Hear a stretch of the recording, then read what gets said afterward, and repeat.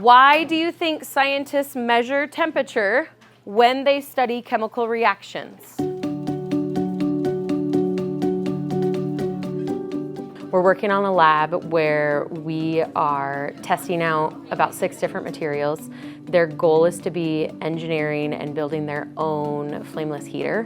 What materials are we going to be mixing? Raise your hand if you remember. Their goal was to make sure that the materials were accessible and inexpensive. What is going to create heat? So next job is going to be the data recorder. Someone might have 2 jobs.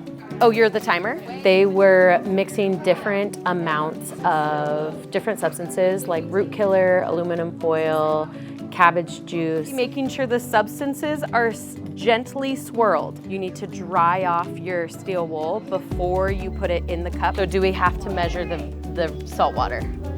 No. I just added it in there first. Oh, you were, okay. All of those things we've talked about are proven to create some type of chemical reaction, which we learned last unit.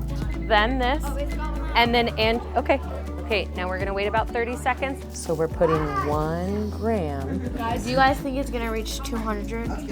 Yes. My favorite part about being a science teacher is letting them kind of choose their way. I think this one's gonna go really fast. Okay, trying to write this down. Because if they had a little bit more in the medium, not a large, because that was too much, then it will continuously go up.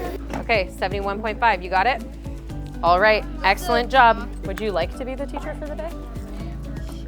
I love that you guys are comparing data, kind of seeing how they take their ideas and put it into real life, or take their ideas and completely change it, and the engineering aspect is probably my favorite part. Give yourself a pat on the back today. You guys did a really great job.